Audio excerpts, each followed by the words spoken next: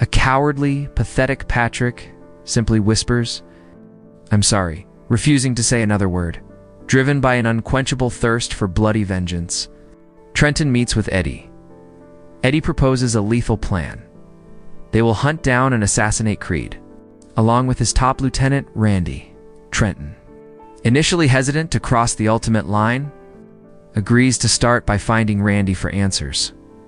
The two heavily armed officers storm into a crowded, dimly lit bar known to be Randy's hangout. Using brutal, aggressive force, they violently interrogate the patrons, demanding Randy's exact location. Hearing the commotion, Randy confidently walks out from a back room, ordering his heavily armed gang members to execute the two cops. A massive, bloody shootout tears the bar apart. Eddie and Trenton violently eliminate Randy's men. In the chaos, they rescue a mysterious woman hiding in the back room. Once safe, the woman introduces herself as Francesca. She reveals that she had been actively tracking the gang. She desperately asks for their help to assassinate the corrupt mayor, revealing that the mayor was personally responsible for the brutal murder of her own sister. United by grief and a shared desire for vengeance, Eddie and Trenton agree to help her. Meanwhile, within the criminal underworld, tensions are boiling over. The violent shootout at the bar 2 months ago deeply unsettled the gang leaders.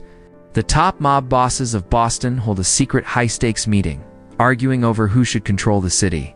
When the other bosses refuse to partner with Creed or accept his ultimate leadership, Creed simply smiles.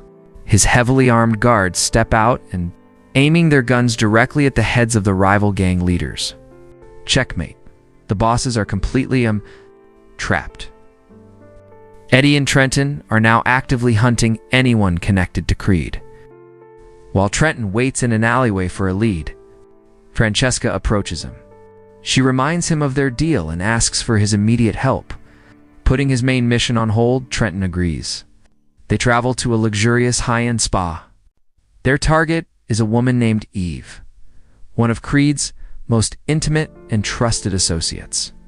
Working together, Trenton and Francesca violently ambush Eve in the spa, kidnapping her to extract information about Creed's operations. Eve's sudden disappearance sends Creed into a state of furious panic. Suspecting the police are behind it, Creed and his heavily armed mercenaries storm directly into the Boston police precinct. They hold the officers at gunpoint, violently interrogating a cop named Rogers to find Eddie and Trenton's location. When Rogers refuses to break, Creed coldly declares, "We wait," locking the precinct down until the two rogue cops returned at a remote abandoned warehouse. Eddie is aggressively torturing Eve, using brutal, horrific methods to force her to reveal Creed's secrets. Meanwhile, Trenton and Francesca connect on a deep, emotional level over their shared trauma.